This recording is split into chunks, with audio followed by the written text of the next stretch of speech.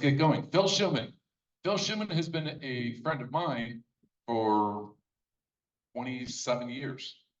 And he's been a friend of Sherman Oaks Homeowners Association for 26 years. So I don't know about that. Yeah, he lives in Studio City. He's done, this is your 4th or 5th debate. Does a great job with it. He is semi-retired. You used to see him on Fox. You used to see him on NBC Channel 4. And he's semi-retired in the sense that he's not a full-time guy out there. He's enjoying life right now a lot more. So he's just an on-assignment guy, which he enjoys a lot. So Phil, come on up and take the mic. And if Nithya and Ethan, you want to sit. So Nithya is wearing a mask because her husband tested positive a couple days ago today. So he's feeling fine, but she's testing negative. So she's going to sit over here. But you can still see her big, huge smile behind it. Oh, there you go. Look, you're going to take it off. Then I'm getting out of here. So, no. You won't hear it. So this is taking off. You're all over. Take it off. All right. Nithya, just slide in just a little bit, so I'm sure you're going to get perfect. Thank you.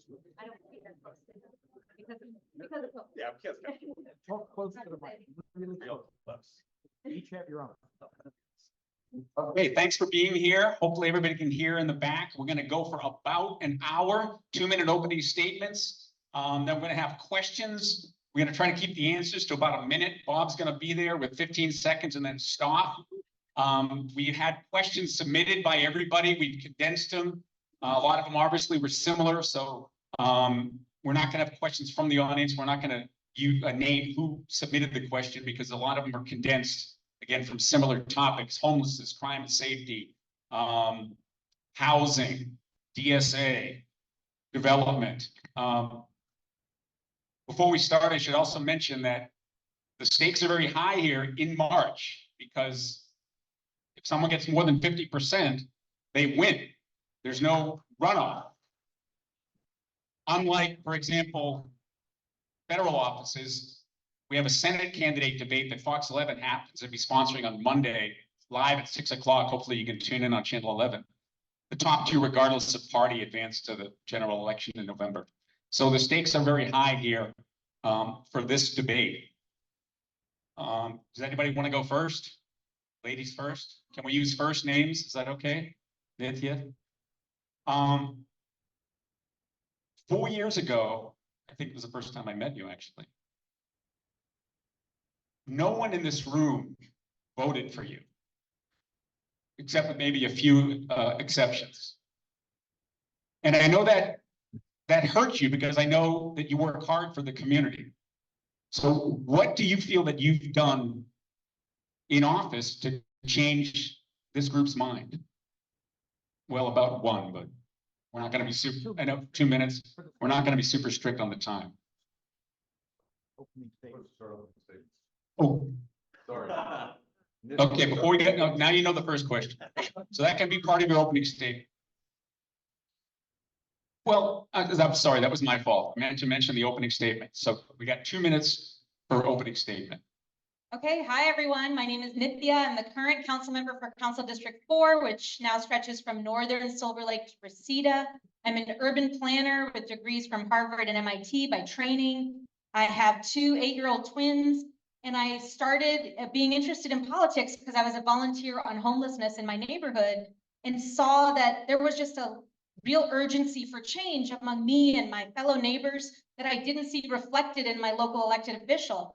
And so I ran with that message of urgency and hard work and ended up beating an incumbent for the first time in almost 20 years here in the city of Los Angeles. And in the last 3 years that I've been here, I've really worked hard to deliver on what I ran on. In Sherman Oaks, we've done a lot in the community. We've revamped 2 playgrounds at BNSO Park. We've put in street lights along Ventura Boulevard at Lamona and Calhoun and other places. We've really worked hard on service requests, like Ryan said, and Ryan is an incredible field deputy, but I've also done a lot of work for the entire community. We've passed the strongest set of tenant protections in LA history in 40 years. We've made our climate goals easier to achieve by decarbonizing new construction. But the thing I'm the proudest of is that here and across the district, we've housed hundreds of people experiencing homelessness through our work. And this is exactly what I committed to doing. I said homelessness response to urgency. And right here in Sherman Oaks, we've housed people at the Coldwater 101 underpass, at the Van Nuys 101 and Riverside area, in Studio City near Phil's house, at the Studio City Park and Ride. When I got that area in redistricting, we housed everyone there in 6 weeks along the LA River, over and over in locations. And because we house people, didn't just push them into another neighborhood or down the street, those areas have largely stayed clear. And when a new tent shows up, we're able to put our team to work again and get people indoors. And for us, that's the top issue in LA right now. That's what people call us about. And that's what we've really worked hard to deliver on. So thank you all for being here and look forward to this discussion tonight. Thank you, Phil. All right, thank you. So Ethan, about 2 minutes. Great. Well, thank you all so much for being here tonight. My name is Ethan Weaver, and I never thought I was going to be running for office. I had one dream in life, and that was to be a prosecutor. I grew up watching Perry Mason every day. I dreamed of serving my community by keeping it safe and putting bad guys in jail. And that's what I did. I went to UCLA Law, I graduated, and I've been a deputy city attorney for the city of Los Angeles ever since. 5 years ago, though, my life radically changed. And that was when I became a neighborhood prosecutor. And that is a prosecutor that works in your local police station with community groups just like this, every single day, solving problems on the ground, making a difference. And I loved that job. And I got to work with neighbors just like you to solve their issues. And I'm so proud that I have the support of leaders of the homeowners associations, the neighborhood councils, the Chamber of Commerce, the small businesses that I served faithfully for 5 years. But then I started in that position, I started to see what we all are seeing, and it's the decline of our city. It is the crime that is increasingly impacting us in our homes and our small businesses. It is the filth on our streets. And as someone who works with almost every city agency, I can tell you the view from the inside is even worse. Our city is failing at so many levels. And as a neighborhood prosecutor, it was my job to implement the policies City Hall passes on the ground.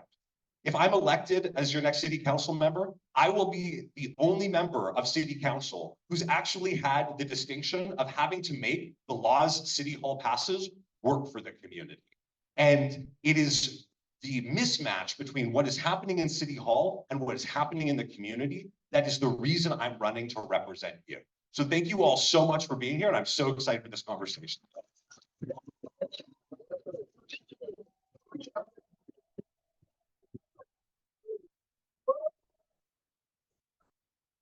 All right, thank you. So you answered my first question in your opening statement, but what do you know now that you didn't know then about the city and how it works and about this district? So I think the thing that has, I ran because I know that in LA, we have a pretty powerful city council. We have a weak mayor, strong council system. We only have 15 council members for a city of 4 million. And so each individual council member has a lot of power to make change and has a lot of power to do certain kinds of things through their office. And I felt like we weren't paying enough attention to that role and what was possible as a result of it. But I will say the thing that I have learned as I've gone through this, particularly in trying to address issues like homelessness, like affordable housing, is how important it is to work with the mayor and with other council members, and how important it is to work with other jurisdictions like the county, that is the primary engine for delivering things like social services and mental health services. Without all of these people doing their part, I think it will be hard to get to the very lofty goals that we have. We can push as hard as we can, but I think we have to be pushing together and in the same direction. So I think building coalitions is incredibly important. Ethan, you said something interesting. It's that disconnect between what happens at the city council and what happens out here. What is that disconnect? How do you describe it and how do you fix it? Yeah, I think that is such a good question, because as the councilwoman listed off all of the different groups that she's learned that she needs to work with, there was one group that was noticeably missing, and that was the community. And And as I look at what City Hall is doing and what is happening on our streets, it is the disconnect between the politicians in City Hall and what you experience every day in your homes and in your communities. And as a neighborhood prosecutor, I learned early on, the job begins in community rooms just like this. It begins with showing up in the community, listening to people's problems. And sometimes it's hard. Sometimes people are not happy. But you have to listen to what people say, and then most importantly, take action and make a change. All right, so obviously you touched on homelessness. Mayor's Inside Safe program's gotten a lot of publicity. Is homelessness better or worse today than it was than when you started? So I think in my district, when I drive around, I see that a lot of the big encampments that were there when I first got elected, or when I got those areas redistricted into my neighborhood, we've gotten those people housed. And in my very first homeless count, we saw in this district, after 6 years of increases, finally a reduction in street homelessness, which was really, really exciting. When you say housed, Yeah. what does that mean exactly? Does it mean in a motel that we pay for 6 months or a year? It can mean a bunch of different things. It can be in a congregate shelter, like the Bridge Home Yeah. facility is a big place like this with cubicles or beds. It can be in a motel or hotel program. It can be in a shared facility where people. So, I mean, are you happy with the way things are going? No, I mean, I don't think anybody would look at Los Angeles and say. Are you satisfied with the progress with the plan? I think we have made progress in our district. We've used every tool in our toolbox to be able to address homelessness at the district level. We need to do a lot more at the city level. We need to do a lot more at the district level as well. But I think What's the one thing you need that you don't have? we need a lot more shelter beds. We need a lot more shelter beds. Los Angeles has a third of the shelter beds that we need for our entire homeless population. New York has shelter beds for every homeless person. And before the migrant crisis, they had 2,000 unsheltered people out of 80,000 homeless people. So do you And believe? here in LA, we have 30,000 unsheltered people because we only have 15,000 shelter beds out of a homeless population of 45,000. Do you believe that if someone refuses the offer of shelter, that they should be forcibly removed? Yeah, I think that we have constitutional restrictions on how we can do that, how that works in the state. That's what the Supreme Court is going to be talking about in a few weeks. I talk about what is the context that we're in right now and how I can do the absolute most to deliver on outcomes for residents. So that's my that's goal. a no. No to what? To that, whether they could be, should be forcibly. No, that's just the reality we live in. Okay. Yeah, that's just reality. So you watched this homeless debate a little bit from the outside. I mean, I know as a neighborhood prosecutor, you're involved in it. What's your take on what the city's doing right now? It seems like the focus is on cleaning up encampments. Do you have any new ideas? Absolutely.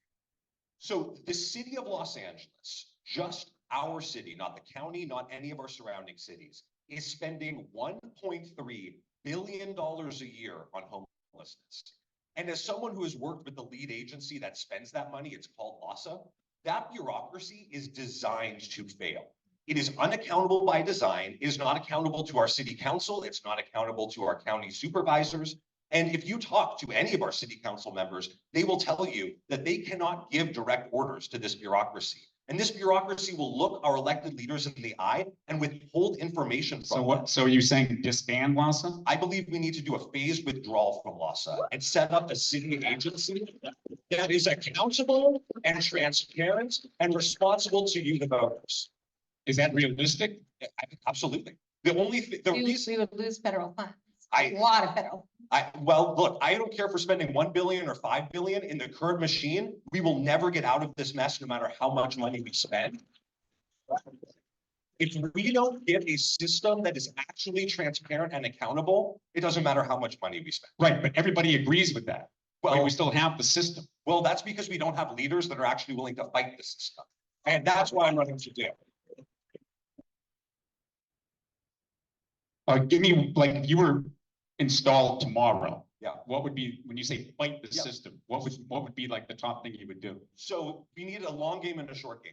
In the long term, we need to start standing up a replacement. It's not going to be an overnight thing. We have to design a replacement. We need to build a coalition on city council and do it well. We've learned so much about homelessness in the last 30 years that is nowhere integrated into our current system. That's the long game. In the short game, we need to manage this pet problem better day over day on our streets.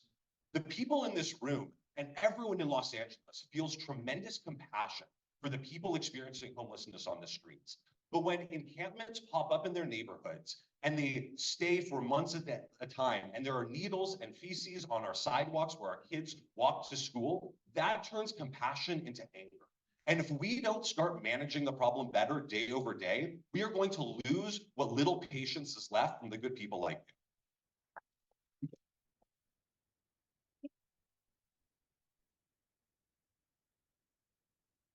I mean, we could spend the whole night talking about this issue, but we want to cover some more ground. Let's just get a little bit away from, say, specific policy decisions and talk about like values. Like if I said to you, Nithya, like what are your values as a person and as an elected representative? How would you answer that? That's a great question. So I think one of the values that I really bring to this is hard work. I bring a work ethic. I'm an immigrant to America. My parents and I moved here when I was 6 years old, and we had to work really hard to make it in this country. And, you know, hard work is definitely one of the values that I bring to this. I'm one of the hardest working people in that building, and we work really hard with our entire staff to serve this district. The second is integrity. I think it's really important to serve constituents with integrity. And that means, to me, not taking any corporate money for my campaigns, which I've never done. I'm the only clean money candidate in this race. I was the only clean money candidate in my last race. And I think it's really important to make sure that we're working for the people and not for people who are trying to profit off of Angelenos. Why do you feel it's important to mention that you're an immigrant so often, and in your biography and in your press materials and so forth? I think LA is a city of immigrants. And so for me, I think it's part of what makes me love being in this role and being an Angeleno. It is a city that really welcomes outsiders to it. And for me, as someone who grew up, I didn't grow up in LA, I moved to LA as an adult. I think for me, it has been the most welcoming place that I've ever been. And I love that about it. And that's part of why I think it's so important. And I think I'm the only immigrant on the council. So it's nice. Nice fact. No, I was just curious. In your biographical materials, you are very upfront about your sexuality. And why, a similar question, I mean, why do you feel that's important for people to know about, and how would that affect how you would do your job, if it would? Yeah, that's a great question. So when I was born in a fundamentalist evangelical family, I was homeschooled until I was in 8th grade. And when I came out, my family disowned me. And there were periods of my life where I was almost homeless because I didn't have anyone to fall back on. And I think my background is important because many, many times in my life, I have faced obstacles where my whole life was on the line. And I had no choice but to overcome those obstacles. And when I look at Los Angeles, I see a city that has massive obstacles. And we need leadership that has a history of running towards obstacles and not away from them. But I mean, that sounds good, but do you have like a specific example of an obstacle that we would need to overcome that you could help with? Yeah, I mean, where do we even start? From homelessness to the decay of our public safety net. Not just police, but firefighters. We are so massively down in both police and fire and first responders across our board. It is terrifying, and the trend lines are going in the wrong direction. And yet no one seems to be out in front saying, not only am I going to change this, but I'm going to own this problem. And I'm running to own this problem. And so when I think about the obstacles facing our city, those are the top of mind issues. And that is why I am running for this seat. But I mean, what makes you think that 5 years as a neighborhood prosecutor would enable you to do all that? Well, so I've been a city attorney for almost 10 years, for 9 years. And I have worked with almost every city agency. And as a neighborhood prosecutor, I can't count the number of times I saw a problem and I went to a city agency like building and safety or housing. And I said, hey, we need to tackle this problem. And the bureaucracy looked at me and said, we don't know how to do that. We're not doing it. And it was up to me to find a path forward. And in time after time, I built coalitions of multi-agency task force to shut down problems that no one had ever seen before and no one cared to act. So I have a track record of doing this in the community, and that's what I want to bring to City Hall. And can I ask you the same question about how would you describe your values? I think the first thing is that I listen. I listen to my community, whether it's rooms as large as this, or whether it's 5 people in their living room upset about something happening in their neighborhoods. The second thing is I take action on that. That was how I succeeded as a neighborhood prosecutor, and it's why my community is supporting me. They support me because I left their meetings and solved their problems. And then the last piece that I'm very proud of is my ability to solve problems. My only way I could succeed in my job was when I ran into an obstacle, maneuvering around it and finding a way forward. We are told far too often in this city, no, there is no way, there is no solution, there is no answer. And we need leadership that doesn't take no for an answer.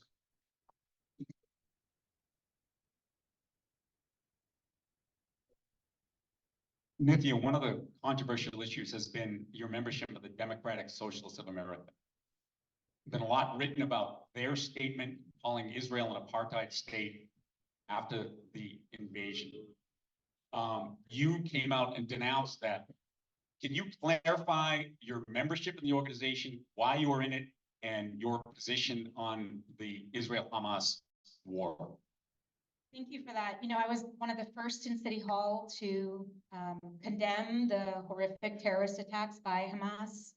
I have since then spent a lot of my time in community with my Jewish community, attending vigils, meeting with family members of hostages who are visiting Los Angeles. And I hope that I've been able to demonstrate to my Jewish community members at a moment when many of them have expressed feeling abandoned, that their elected representative has not abandoned them. And I've tried to do that in every way possible. And I've made my position on the issue and how I feel about it very, very clear. I'm sorry. Well, if you have, for example, some of the About whether I. why are you a member of that organization? Have you considered resigning from it or withdrawing from it? Yeah, you know, I joined because I really like Bernie Sanders when he was running for president. I was excited about the way that he spoke about issues. I think he really cut through. He got people who later voted for Trump to vote for him. And, you know, I just really like that in a politician. I like someone who was really honest. He's been the same since 1970. And I don't know, I really liked him. And I hope that that same spirit that animated Bernie is also what, you know, brings me into this role. Well, one of their positions is to abolish the police. I don't, you know, You don't support that. No, I mean, no. But Elimination of personal property, banning single-family homes, labeling Israel an apartheid state. I mean, if you feel strongly about it, have you considered? Yeah, look, you know, I think I've more made drastic action? my differences with the organization fairly clear. Do you feel you'd be unfairly criticized in that area? You know, I understand if people feel uncomfortable with that. I will say that, you know, I've been endorsed by a huge range of local organizations, everyone from Democrats for Israel to DSA to 13 Democratic clubs to the LA County Democratic Party. I'm endorsed by over 30 elected officials, including Mayor Karen Bass, Congressman Sherman. And I think it's because I really bring a spirit of coalition building into this. My belief is that if you want the best for Los Angeles and that you're not moving through this moment with hatred for other people, that you can be part of this big coalition, even if we have big disagreements on issues. And I think that's really important for Los Angeles right now. This is a time of deep division. I am not about to use my role here to further divide people. I see my role is to bring people together. So you've been critical of Councilwoman on this issue. Do you think that's fair, or are you just using it to stir up controversy? Yeah, absolutely. The first thing we need to understand is how deep the relationship goes. The DSA selected my opponents to run the last election. They ran her campaign, and they're heavily. Sorry, this is a lie. Okay, well, you can fact check this yourself. But understand that this group believes not just in everything about Israel that was just mentioned, they believe in abolishing the police. They believe in abolishing private property rights. This is a horrific set of policies, and they're having an outsized influence in City Hall. And that is terrible. And in what way? Because there's 3 council members that are members? Absolutely, yeah, we have The 3 city council. team. Right, but there was 1 city council member before last election. Now there's 3 and a city controller. We have to understand the stakes that are at play. The DSA has an agenda they are trying to push. And when you look at their social media, they describe their relationship with these electeds as co-government. This isn't a faraway relationship. This isn't just one endorsement on a list of endorsers. This is a closely tied group to these city council members, and you need to understand who has your city council members' ear.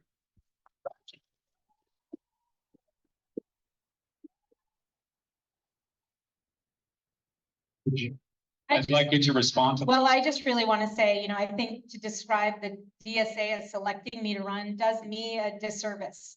I'm a grown-ass woman. I chose to do this. I decided to run. I picked my campaign team. I ran my campaign last time. I mean, I was not recruited to do this. I felt like I had to because I wanted to make change for my neighborhood. And I think, if I really were this horrifically divisive person that he just described, I'm just not sure why so many elected officials that I trust would support me for re-election. Why would Mayor Bass support me? Why would Congressman Sherman support me? It's because I do my job well, I work hard, I am a sincere person, and I work closely with all of my colleagues to make change. And the change that we're making are things that are widely agreed upon to be good for Los Angeles. That's what we're working on in City Council. And people see me as a part of their coalitions as well. Okay, thank you. Let's talk about the development on Ethel Ave. In condensing a long involved story, the mayor issued an executive order saying, we're going to bypass rules and regulations to build housing, which everybody thought, that sounds good. We need housing related to the homeless issue. Then several projects were proposed, one of which is the one on Ethel Ave near Chandler, 7-story apartment building, right? Affordable housing in an R1 residential zone. Then the mayor, after all this pushback, said, oh, geez, we forgot to exempt residential housing. We're going to change the rules. And the developers who already had their projects in the pipeline said, no, we should be allowed to move ahead. Am I summarizing this correctly? Yeah, they were already given their approvals under the. And we approve, which included your approval. So the question is, why would you approve that project at that location? Well, so I think the key to me is following planning regulations here in the city of Los Angeles. We keep talking about the housing crisis. We keep saying we need more housing. We need deeply affordable housing. Executive Directive 1 has generated more affordable housing in the city of Los Angeles and in our council district than any recent rule or regulation than we've seen in the last 10 years through Executive Directive 1. Like, what exactly does it skip over? So it Just yeah, 2 or 3 things. here's a few of the kinds of things it does. What it does is when you are trying to build a multifamily unit building here in the city of Los Angeles, you often have to go through an approvals process. A lot of our plans are decades out of date. And so you often have to get a variance from the parcel. Right, so we know whatever it cuts the zoning red tape and so forth. Right, but this is different because what it does is it says, we're going to give you your permits for that unit within 60 days. And actually under the ED so far, they've given most of their permits within 45 days. And this kind of predictability, this kind of shortening of the timeline is so attractive to people who are trying to build housing. Los Angeles is a notoriously bad place to build housing because of how long it takes and how much the red tape is, that in our district, projects that had initially submitted as market rate housing resubmitted as 100% affordable. That's how attractive these new regulations were, right? And so through this executive directive, they were able to kind of generate way more units of affordable than they had in the city So- before.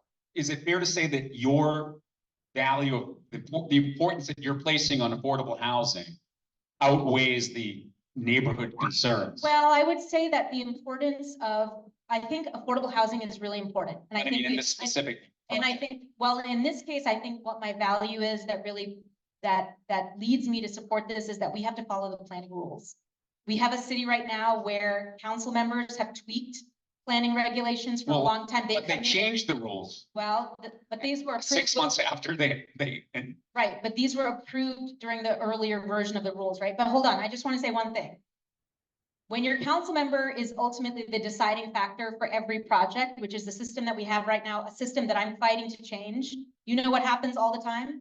People give council members bags of cash at the table. That's just the system that you incentivize and yeah, I create. think one's going to jail. Yeah, at least. And I don't want that for Los Angeles anymore. We need to create the plans and then we have I to step understand that, but- away and not have council members make those decisions. Shouldn't each project be evaluated on its merits? But that's exactly we have to create a plan that says where we're gonna build, that we all agree on is a good plan for the city, that the mayor and the council members agree on. Yeah, which they now agree is not in R1. I mean, All right. So Ethan, you're sort of, I know you're anxious to talk about this. I mean, my sense is you're going to say this is exactly what you've been talking about a disconnect. Yeah. I mean, would you build this project? And if not, what about the need for affordable housing? No, we shouldn't build this project. And there is so much space in this city to build affordable housing. I'm a renter. I want there to be more rental units. I want there to be more homes we can buy. We need more housing. But where we put it really matters. And some of the details about this project are really important. This project abuts the county's school for kids with autism. 600 kids with autism are serviced at the school next door. It's in the middle of a tiny neighborhood with narrow streets, an Orthodox Jewish community that walks to the Chabad every Sabbath at the end of the block. This is a quiet neighborhood. It is the worst place to put this kind of project. But it's not just the project, it's the process that matters. I've met with the surrounding community, and they tell me they found out about this project not from the city council office, but when the LA Times called them asking for comments. I cannot imagine a more jarring way to find out your neighborhood changes forever. And I've also taken a tour of the help group, the school right next door. And when I took that tour back in November, I asked them, has the council member met with you? And they told me that she hasn't. This is the kind of disconnect from the community that really matters. And one other thing, I think it is interesting that the council member references the only reason she's supporting this is because she wants to follow the rules. And once the rules are set, we have to follow them. But not too long ago, there was a project that I disagreed with too. I didn't like it either. The Bulgari Hotel. It was following the rules. It was following the process. And my opponent and a bunch of other council members, because it became politically unpopular, pulled the authority mid-project. This was the one in Benedict Canyon? Yes. And I don't like the project either, but they were following the rules and they had their permission pulled for political reasons. Did you want to respond to that?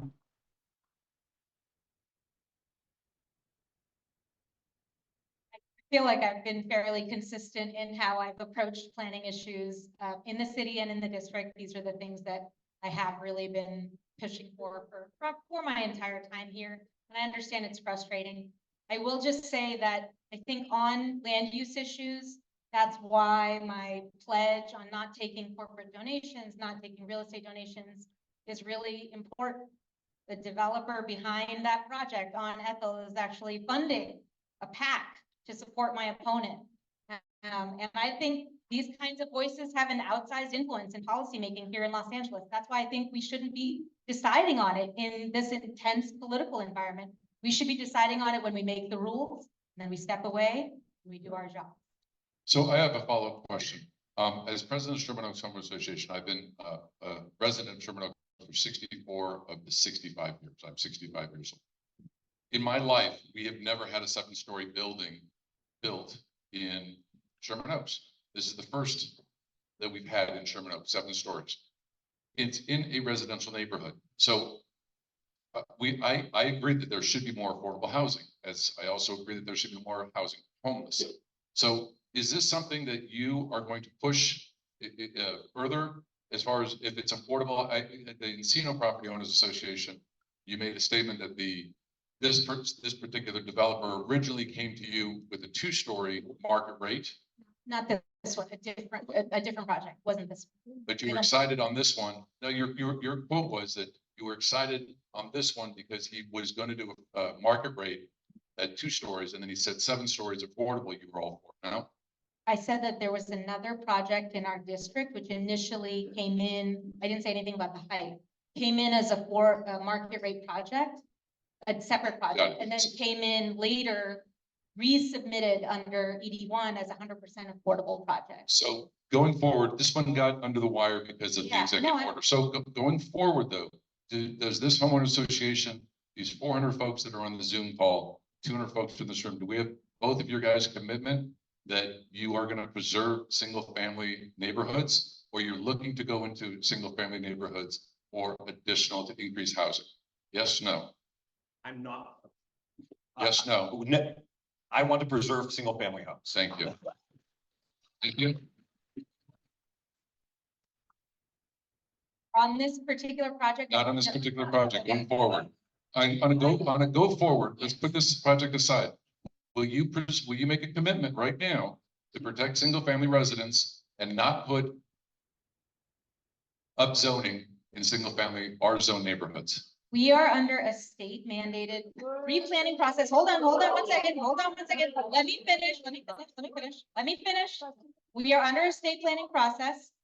As long as we can meet the regulations of that state process and still preserve these neighborhoods, I am 100% fine with it. I just want to follow the law. That's all. Okay. If we don't follow the law, all of our state funding dries up, all of our resources dry up, all of our infrastructure resources dry up. So far, what the planning department has said is that we can do that through our new rezoning plan, that we can do this. And I'm fully supportive of that. Okay. That's all. Okay, Nithya, okay.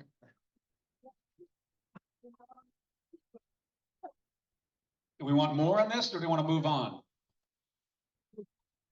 What do you? Let me just do one more follow-up, because I'm sorry, because Jeff Calvin and a whole bunch of folks in the community work with your department. You know that the program that they presented to your office works. You know that there's nothing. Excuse me. The planning department is excited on Jeff's plan. He's been working with the planning department, the city. Jeff's plan is to put the additional housing in transportation corridors, Ventura Boulevard, Sepulveda, Woodman.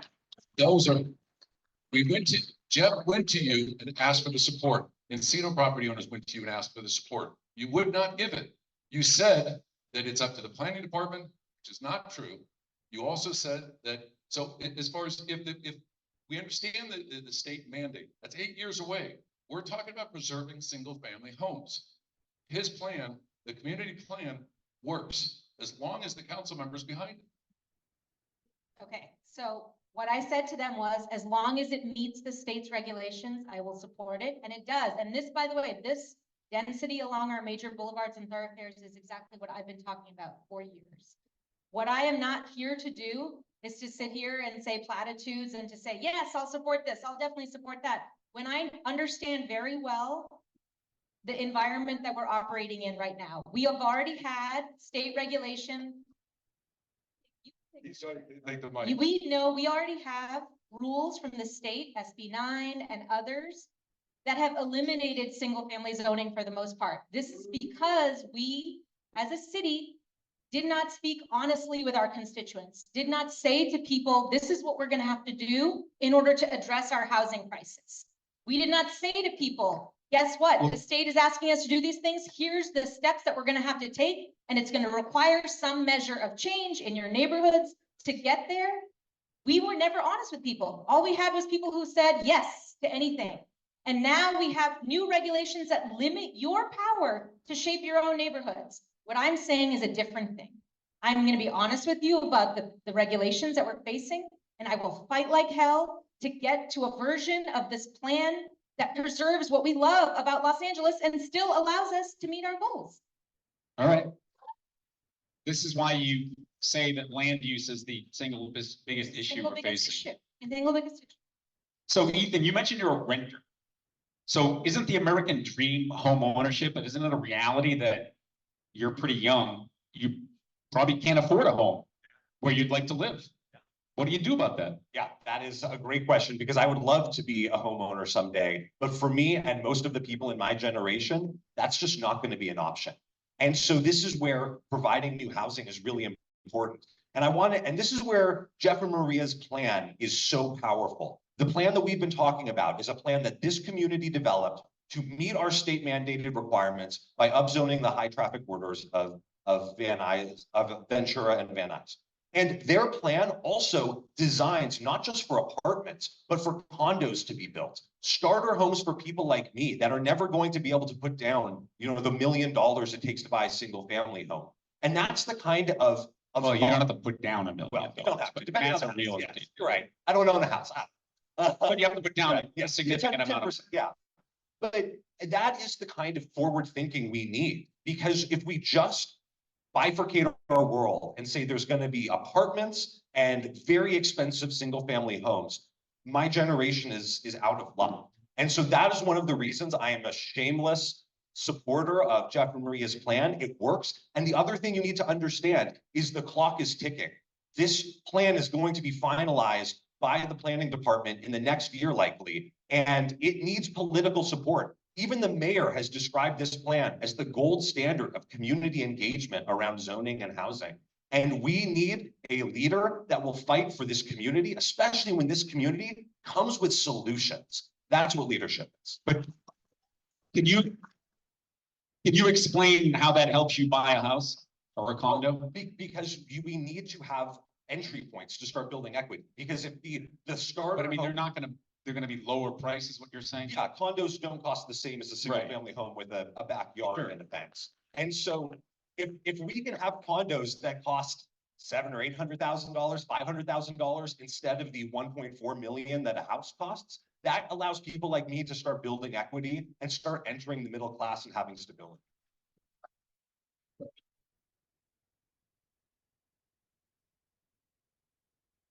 All right, different subject. Question. This might be tough in 2 minutes, but this is on November ballot, I believe, thinking ahead. What is the Taxpayer Protection Act that you come out against, I believe, that may not be on people's radar, but it's gonna be one of those very controversial issues. Can you take like a minute to explain what the Taxpayer Protection Act is and what your opposition is to it? So it is a act that is a ballot measure that was put on the ballot by collecting signatures. And it essentially says that in order to pass a new tax, and local governments here in the state of California have relatively few sources of revenue. And we, in order to find some of these additional revenues, this is not unique to Los Angeles, this is every city across California, have passed things like sales taxes like Measure H, which we all voted for, which provides hundreds of millions of dollars for homeless services, or other kinds of transfer taxes in order to fund things that our regular budgets aren't able to fund. What this Taxpayer Protection Act says is that in order to pass those taxes, you would have to get over 2/3 of the vote in order to pass them. As opposed to from residents. Okay. Yes. So it makes it residents. Right harder, now it it's- makes it harder to raise new taxes. Yes, so like Measure ULA. So why like is Measure that? H. So why do you oppose that idea? So we've actually generated new sources of revenue for things that our county and city government haven't been able to fund, like homeless services, or like building new homeless housing. Any of the progress that we've been able to make on these issues has really come about. Does not require 2/3. Has not required 2/3 and has come from these transfer taxes, which are usually like a small increase to your sales tax or something like that. And for me, that that preserving that ability to have it happen through a 51% vote rather than a 66% vote is, I think it's important. Otherwise, we will continue. You know, I said the big difference, for example, on the issue of homelessness is that we don't have enough shelter beds, right? Shelter beds are entirely funded at the local level. The federal government doesn't fund it. We will not be able to get people off the streets, even in the short term, if we can't find funding for additional shelter through these kinds of efforts. And I think it really limits our capacity to act on the very big problems that we have, given the constraints that we face at the local level. Have you spent any time looking at this issue? Yeah. I have a feeling you might have a different viewpoint. Yeah, I'm gonna say something controversial right now. Your taxes are too damn high. And it is so frustrating to me because for so many politicians, the answer to all of our problems is give us more money. And when I look at our city budget's never been higher. Our county budget's never been higher. Our state budget's never been higher. And to look at that situation and say, you know what the problem is? We need more money, I think is outrageous. Yeah. And I make a commitment to you.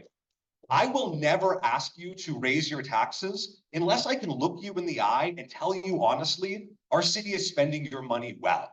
And I'm not holding my breath for that day to ever come.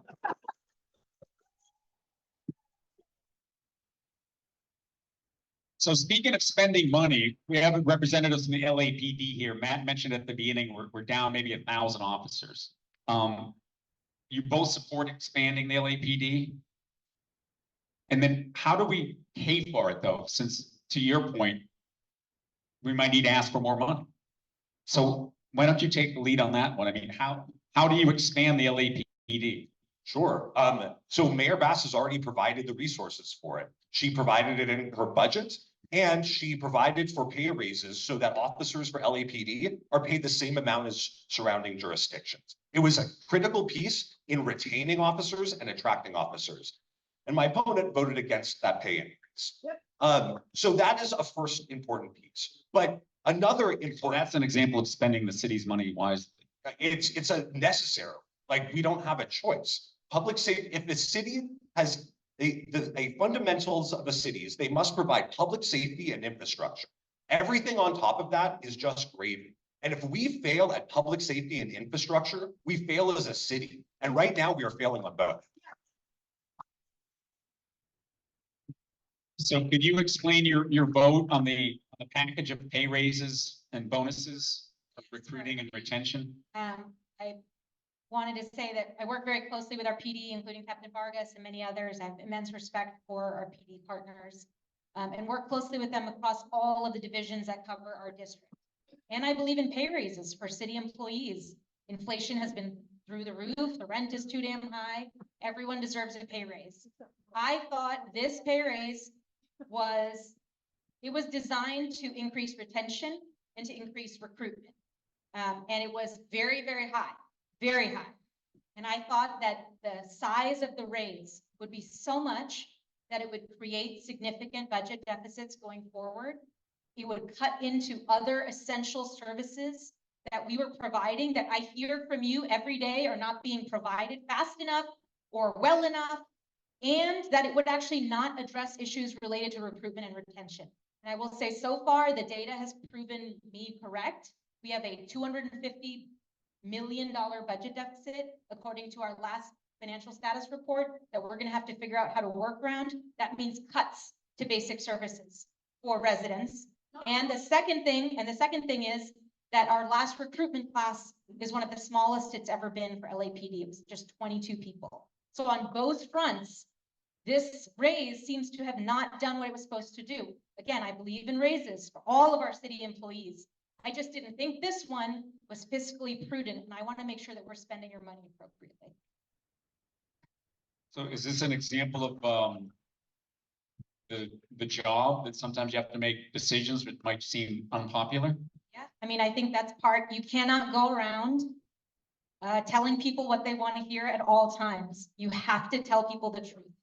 We're facing really tough challenges in Los Angeles right now. There is no way that we will get through this with dishonesty.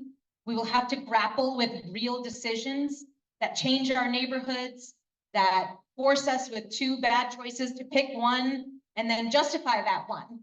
And the commitment I've made to you, and I said this the last time when I was here with you, Phil, in 2019 when we did this, or 2020, March of 2020. You may not always like what I have to say, but I'm always going to be honest with you. And that's a commitment I've stuck to since I've been in office. Has that been hard? Yes. Very hard. Is coming here tonight hard?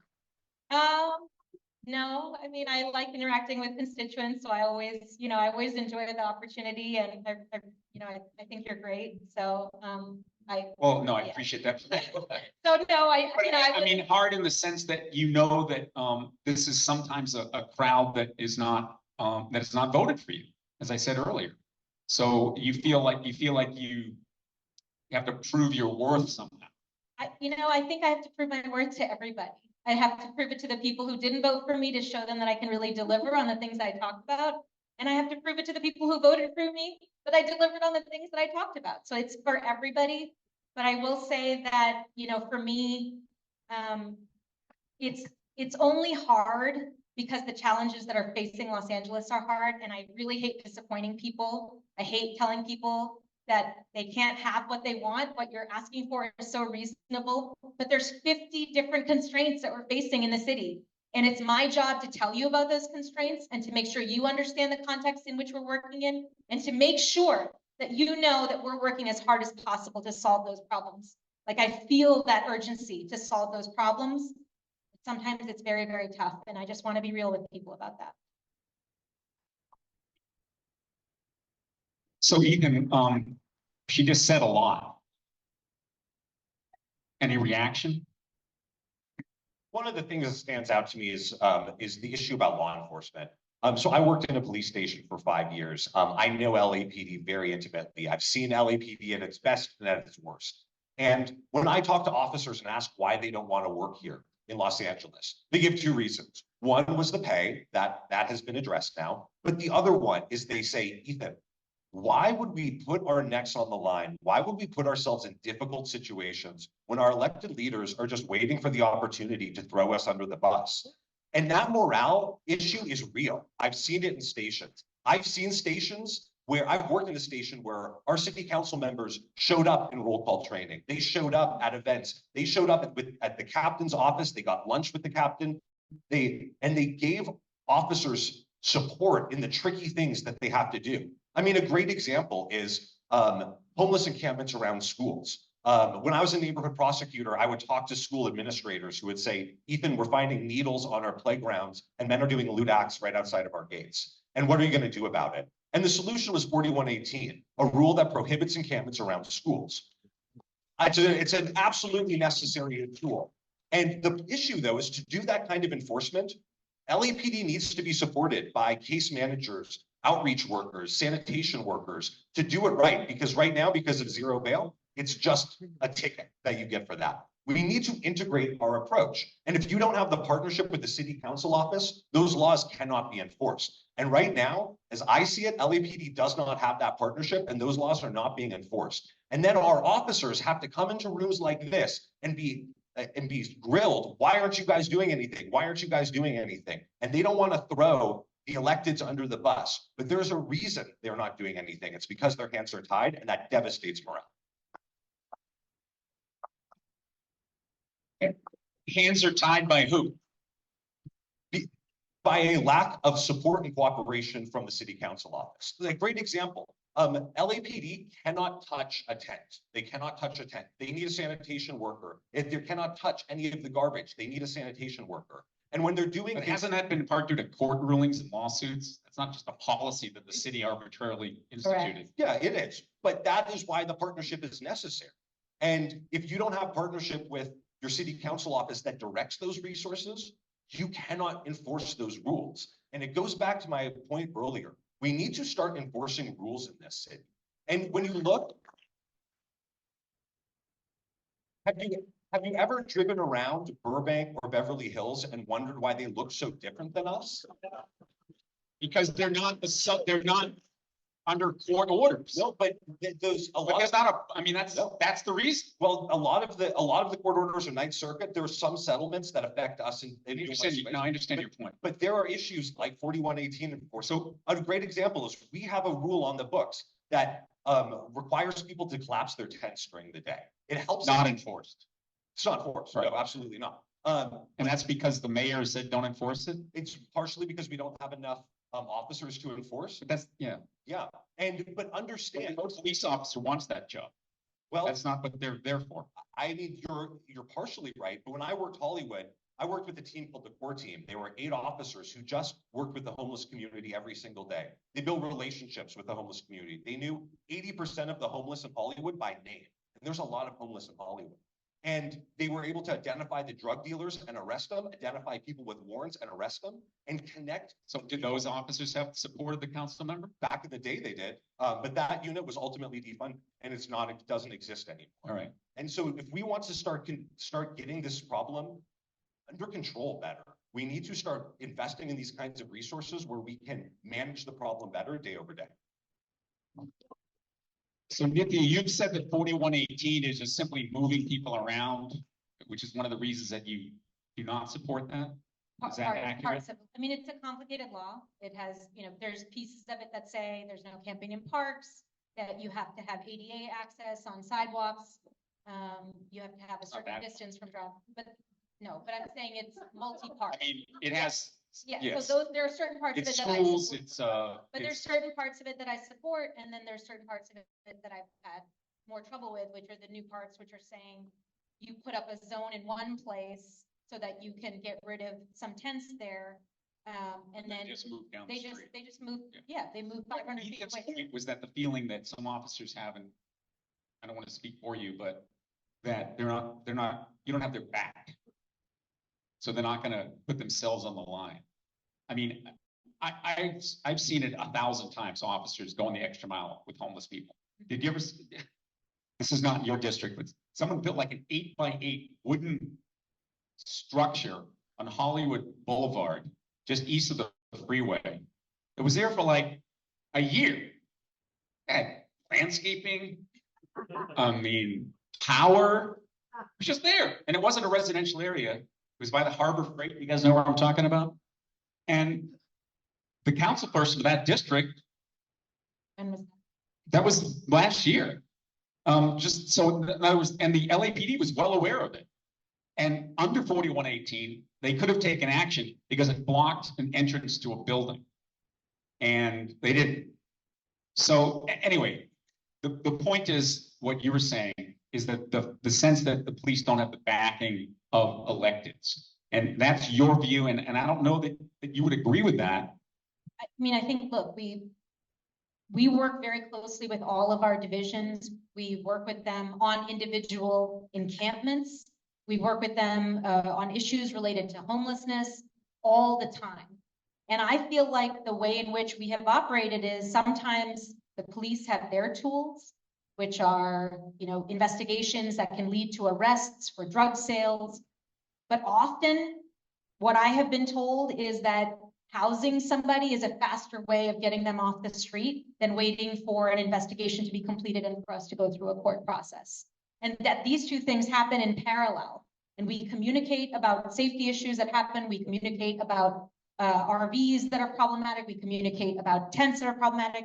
And we work in partnership with one another to address issues using what they can provide to address real violence and criminal activity. And then We're using just talking to generalities. We're just talking to generalities here. Can I ask a I mean, specific I question? understand what you're saying, but this is why people often just use that term, oh, it's a complex issue. Well, I'm not saying it's complex. I'm saying we work together. There's certain things that we can do that's faster than what they can do. I don't think it's about One or the other. Yeah, exactly. May I ask a specific question? I'm wondering if you support 4118 around schools and daycares. Already voted against it, because it doesn't work. I mean, it's like, I don't think a kid's gonna be safer because a tent is 500 feet away from a school, it's like, whatever. It just does not. So I have a question. So some of these questions are about vacant schools because enrollments are declining. vacant buildings that the city owns, the county owns.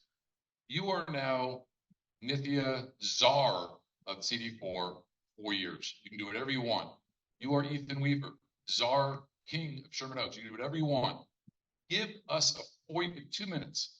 Give us a 4-year plan, master plan, what you can do to take care of homelessness, because the number one questions, the number one concerns for the residents of Sherman Oaks is homelessness and crime. And that goes hand in hand in a lot of cases. So give us a 4-year plan. Don't give us an 8-year plan. Give us the plan that if you could do anything that you wanted to do, and you've got money, you've got billions of dollars that are in your coffer every single year. So when we start with Ethan, 2 minutes, your master plan. Great. So first thing that I would do would be I would implement the Calvin's zoning plan for the valley.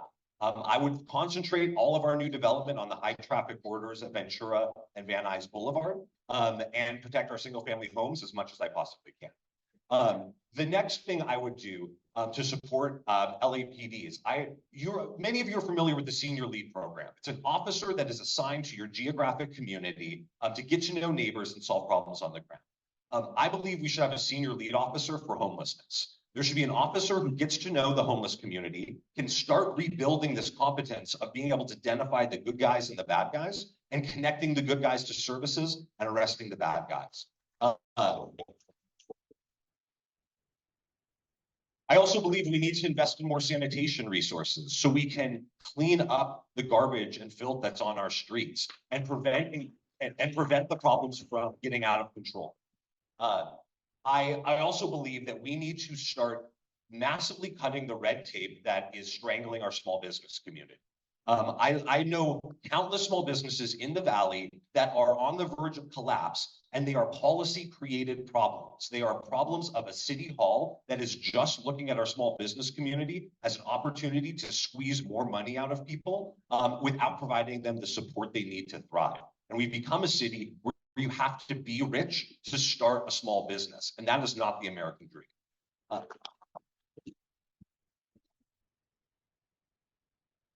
And then I need to begin the long processes that we have to start tackling to get our city out of this mess. We need to radically reform our homeless industrial complex and hold it accountable. We need to make our money actually work, and that is going to be an ugly, difficult, bureaucratic fight, but it's a fight we need to start today. And the last thing is talk to anyone who is building in the city, and they'll tell you that this is a city that is impossible to build in. And it's not because of community, it's not because of neighborhood councils, it's because of a bureaucracy that is designed to fail. That is so filled with red tape that it takes between 3 and 5 years for someone who wants to build housing to break ground after they buy the property. It's not sustainable, and we're not going to be able to get out of this mess until we actually fix the machinery. Isn't that an argument for the mayor's executive directive then? No, because what the mayor's executive directive did was it cut communities out of the process, which I think is absolutely wrong. And it was indiscriminate with where the housing goes. And the whole idea, the whole concept of urban planning is that we look into the future and say, what do we want our city to look like in 20 years? And then how do we design around that? And I don't believe that just opening the floodgates and allowing us to scatter housing across our city, scatter apartments like monopoly pieces across the board, is going to get us out of this mess or design a better Los Angeles. Since you're an urban planner, did he accurately describe urban planning? Not my understanding of it, but that's all right. And I do think what you're saying is right. I mean, what ED1 did was to eliminate red tape. It eliminated some of the processes that we have in place. And so I think it will be very hard to do what Ethan is claiming to do, which is to keep community involved and to eliminate red tape. That kind of engagement is part of the tape that has slowed down housing, that has really left us in the situation that we're in right now. So what Matt, I guess what I would say is what you need to be doing is to really, really focus on what has worked over the last few years, take those lessons and implement them widely.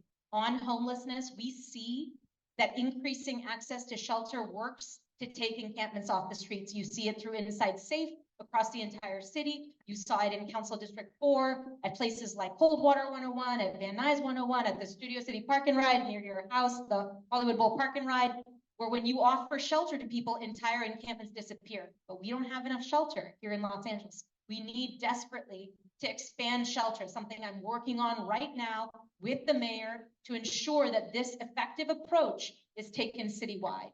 On affordable housing, right now we have a planning system that incentivizes the creation of the most expensive housing in America. That's what we've set up. For the first time, we've made changes to that through new state regulations coming in and through new executive directives and planning changes where we're actually incentivizing affordable housing to be built. Everybody agrees we need more affordable housing. We need to build on those successes, expand on them, and really build the kind of housing that young people can move into, that people who are coming to Los Angeles for the first time can move into. People like my husband who came here trying to be a writer, it was cheap housing that allowed him to come here and to do that. So I think really building on the lessons that we're learning and ensuring that we're spending every dollar appropriately as we move forward is the way forward. All right, we're getting close to the finish line. I know it's late. We're calling this one the lightning round. Yes or no questions, if possible. I know it's not in the nature necessarily for yes or no questions, but we've already touched on this, but just to clarify. So do you support the effort to build affordable apartment buildings in single family neighborhoods? Yes. Going forward, that's not what's happening. Going So forward. I support what's happening right now, which is ED1 without single family neighborhoods. I'm fully in support. That's it. Okay. Ask it one more time so I know. Do you support efforts to change ED1, which has been changed already, and again allow building affordable apartment buildings in single family neighborhoods? No. That would be it. Okay. Do you support reinstating section 8502 of the LA Municipal Code, which probably don't know what that number means, but it says that no person can use a vehicle or an RV as a dwelling on city streets? It says, I know 8502 because I've worked on it before. It prohibited sleeping in using vehicles as dwellings in residential neighborhoods, Okay. and I do approve of that. Nithya? I don't know what 8502 is, or because it was before my time, it was already off the It books. said that no Sorry. person can use a vehicle or an RV as a dwelling on city streets. In certain places, I think in our housing crisis, I would be loath to ban it completely, but in certain places, exactly like 4118 is structured right now, I think it's fine to have some ban. All right. Do you support an independent city council redistricting commission? Yes, and it's my effort that it's going to be on the November 2024 ballot. Yes. Yes. And expanding the city council?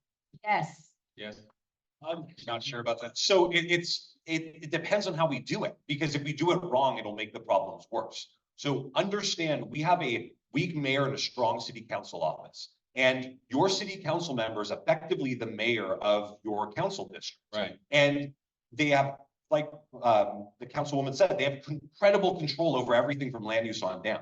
And if all we do is multiply the number of city council members without changing that power structure, we're simply multiplying the objects of corruption, and we're going to further divide the attention of our city agencies. So I would support it if we change the power structure, but that's not on the table. But that is actually what is going to be on the table. There's a whole charter reform commission that we're going to be discussing. So this is part of a number of changes, including changes in how decisions are made so that we can make faster decisions, so that we can hold departments accountable better. That's a huge problem. We don't have that right now with our fragmented system. Because Well, each city council person, I believe, is 260,000 constituents, which is larger than a lot of cities. Council District 4 goes from Reseda to Northern Silver Lake. It's so big, and it's so many different neighborhoods, and I'd love to have smaller ones, but you can change it so that it works better. All right, we haven't touched on this, but this is an important issue. Do you support the re-election of George Gascon as district attorney? Absolutely not. Nithya? I have not endorsed him in this cycle. And that's a no? Do you support public financing of LA's elections? And limiting contributions by individuals? I support public financing of elections overall. I think it's cleaner government. Yeah, I think I would support. It depends on the plan, but I think I, in general, support that. Or we haven't talked about this, but this is an interesting issue too. There's a proposal to use land at the city-owned Palmdale Airport to build housing for the homeless. Sound good? Yes, no, maybe? I mean, It's out there. It's far away. I'm open to housing wherever, but I don't think the city of Palmdale would be down with that. I think they would probably be like, solve your problems yourself. But yes, very open to building housing wherever. Yes, I'm open to that. All right, there's a huge bike lane proposed for the Sepulveda Basin. It's requiring some reconfiguring of the property there. Do you support that plan? Yeah, it's one that I'm somewhat familiar with, but it's not part of the district, and so I haven't gotten really in the weeds with it. Okay. So yeah, I don't have a strong position. Broadly supportive. And then are you familiar with the affordable housing linkage fee? Which was enacted by the city council, I think a few years ago, before your term. Do you support that idea? It's kind of self-explanatory. Yeah, it's an additional fee that is attached to new development. It's not one. Not what a lot of people talk about. Yeah, it's not one that a lot of people talk about, and I don't like the principle of just adding more and more costs to building housing. I appreciate that it's a stable supply of money, but it bothers me that our solution to every problem is make it more expensive. Mm. Honestly, it's not the best designed thing. All right. It incentivizes new housing, unfortunately. All right, I just have one additional question, and then we're going to give you a few minutes for closing statements. I'll start with Ethan. What elected official or political figure do you most admire? Locally, nationally, statewide? I mean, I gotta say, at a national level, I mean, who doesn't love Barack Obama? I mean, what an inspirational leader. And at a local level, I think we have some really tremendously strong leaders in this city. I look at people like Tracy Park and Monica Rodriguez that are really fighting hard for their communities. But unfortunately, there just aren't a lot of great city leaders to look to, in my opinion. What other leaders? Oh, those are good. Those are good answers. Nithya, who would you say an elected official is that you most admire? Maybe perhaps model yourself after, or you've learned from. I've really admired locally. I've really admired Mayor Bass. I think she's brought real energy to City Hall. She's brought urgency to homelessness. And I think she's real with people and she builds coalitions. All of these are what's going to be essential. So I really like her and I'm delighted to have her support in this race. All right, thank you very much. Matt?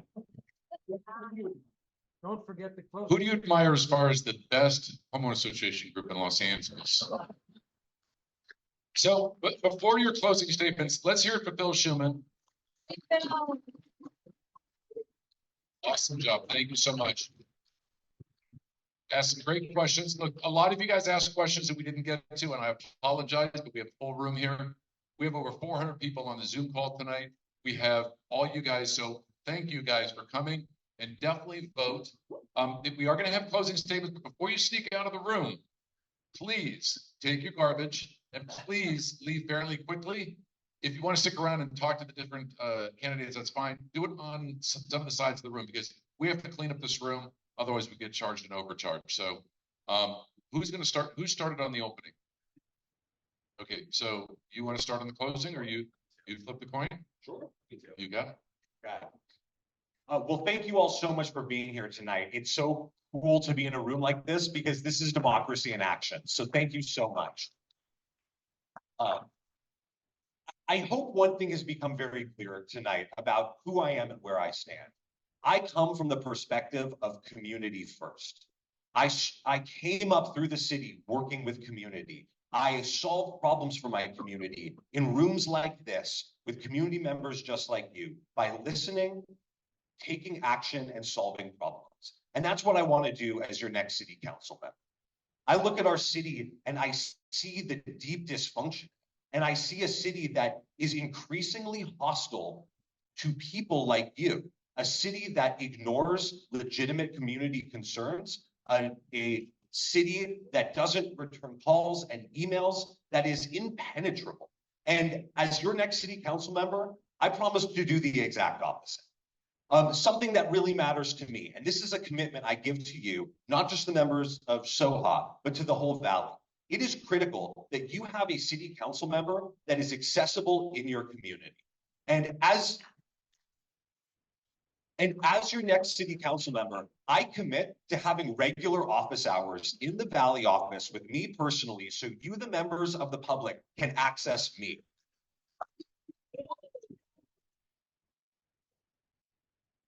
I also promise to have a planning deputy and director that is accessible to you on all of the most important sensitive issues of housing that affect your community. They will be sent to your plum meetings. They will be sent to your community meetings.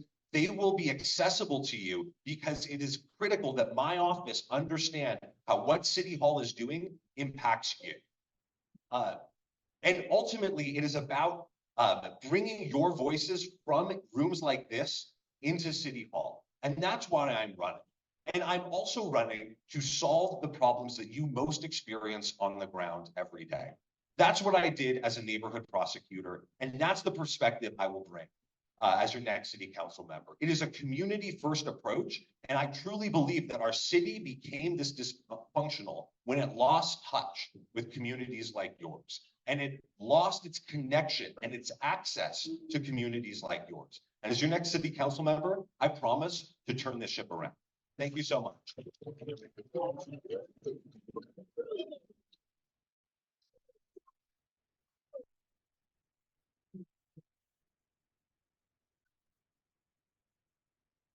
Thank you all so much for having me tonight, for inviting me to this forum. It was really fun when I did it in 2020, and it was really fun tonight. It was a pleasure to get to know you better, Ethan, through this, and to hang out with all of you tonight. You know, the things that I talked about when you asked about my values are really what I bring to the table every day in my job in City Hall. There is nothing about the challenges that we're facing right now as a city that are easy, that can be solved with sound bites or with single word answers. Unfortunately, we are in a very tough spot right now. And the commitment that I make to you is the same one that I made last time. I promise to bring my very, very hardest working self to the table every single day. I promise to make sure that we are taking on the challenges that this district is facing with the urgency that they deserve. I promise to continue the progress that we've already made on addressing homelessness in our district, the visible changes that we've seen under underpasses, on our streets. We've made progress in this district while other districts have gone backwards. There's a reason for that. It's because our office and our team has brought its full self to the table every single day. It's because we work this hard to deliver results that we've actually seen results. And I think for me, this is why I'm really delighted to have the support of so many other elected officials who've worked with me, who know what I bring to the table, and the support of many, many trusted neighborhood organizations and leaders. So thank you again. I'm really, really excited to have spent this evening with you and look forward, hopefully, to be working with you for another 4 years. Thank you.